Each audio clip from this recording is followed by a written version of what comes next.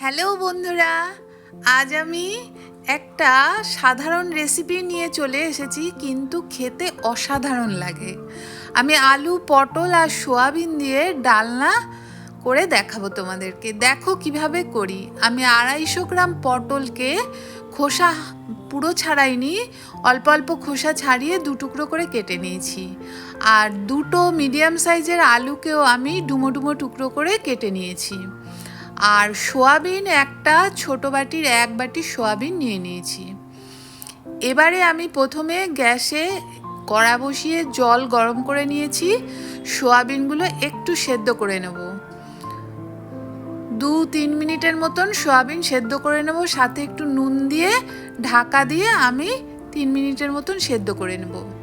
মশলা নিয়েছি নুন, হলুদ, লঙ্কার গুঁড়ো, চিনি আর তেজপাতা 2টো, গোটা জিরে 1 চামচ, শুকনো লঙ্কা 2টো, আদা বাটা, পেঁয়াজ একটা বড় টুকরো করে নিয়েছি, টমেটো একটা বড় টমেটো টুকরো করে নিয়েছি। পেঁয়াজ আর টমেটোটা আমি পেস্ট করে নেব। দেখো এর মধ্যে সোয়াবিনটা সেদ্ধ হয়ে গেছে। এবারে আমি এগুলোকে জল ঝরিয়ে ঢেলে নেব।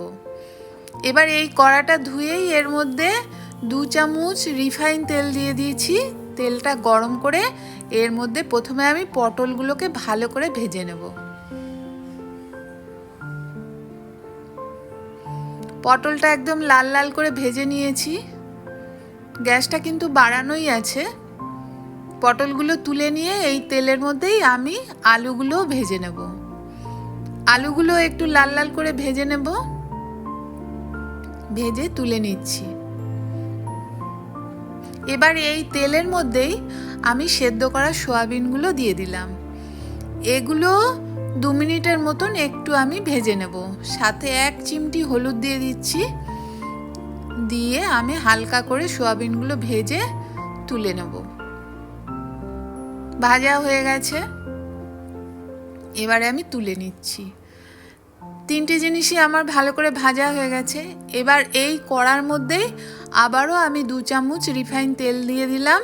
তেলটা গরম করে আমি জিরে, শুকনো লঙ্কা আর তেজপাতা এর মধ্যে ফোড়ন দিয়ে দিচ্ছি। একটু ভেজে নেব। জিরার গন্ধটা তেলে একটু হয়ে গেলে এবারে আমি টমেটো পেস্ট আর পেঁয়াজের যে পেস্টটা করে রেখেছি সেটা দিয়ে দিচ্ছি। 1 মিনিটের মতন কষে নেব। তারপরে আমি আদা বাটা 1 চামচ দিয়ে দিলাম। মশলাটা একটু কষে নিতে হবে ভালো করে, যাতে মশলার কাঁচা গন্ধটা না থাকে। এবারে আমি হলুদ দিয়ে দিলাম 1 চামচের কম, একটু কম হলুদ দিলাম। আর নুনটা স্বাদ মতন দিয়ে দিচ্ছি। তোমরা তোমাদের স্বাদ মতন নুনটা দেবে। দেখো ভালো করে কষে নিচ্ছি। এবারে আমি লঙ্কার গুঁড়ো 1 চামচ দিয়ে দিলাম।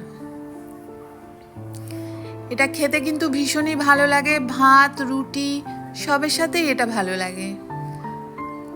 আমি 1/2 চামচের মতন একটু চিনি দিলাম। চিনিটা তোমরা ইচ্ছা করলে নাও দিতে পারো, কোনো অসুবিধা নেই। এবারে মশলাটা ভালো করে কষানো হয়ে গেছে, পাশ থেকে তেল ছেড়ে গেছে। এবারে আমি এর মধ্যে ভাজা পটল, আলু, সোয়াবিন সবগুলোই দিয়ে দিলাম। দিয়ে মশলার সাথে ভালো করে কষে নেব।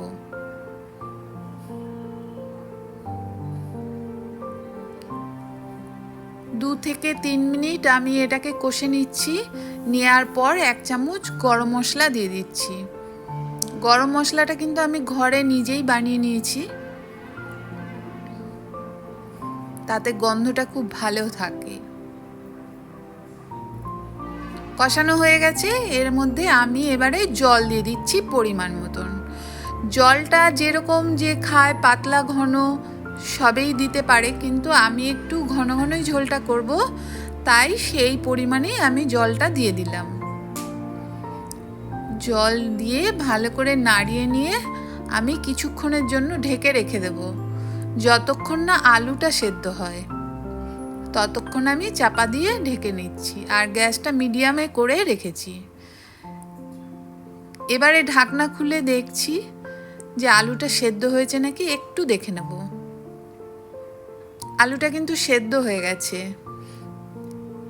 এটা আমি 5 মিনিটের মতন ঢাকা দিয়ে রেখেছিলাম। এবারে আমি 1 চামচ ঘি দিয়ে দিচ্ছি এর মধ্যে। ঘি দিয়ে একটু নাড়িয়ে নিয়ে আমি আবার 1 মিনিটের জন্য একটু ঢেকে নেব।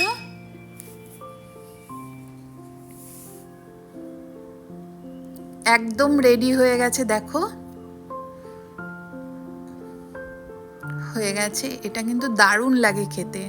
ভালো লাগলে তোমরা অবশ্যই একটা লাইক করো, শেয়ার করো, আমার চ্যানেলটা সাবস্ক্রাইব করে নিও। এবারে আমি তুলে নিচ্ছি একটা বাটিতে। একদম রেডি। এটা ভাত রুটি দুটোর সাথে ভীষণই ভালো লাগে। রাত্রে রুটির সাথেও করে দেখতে পারো।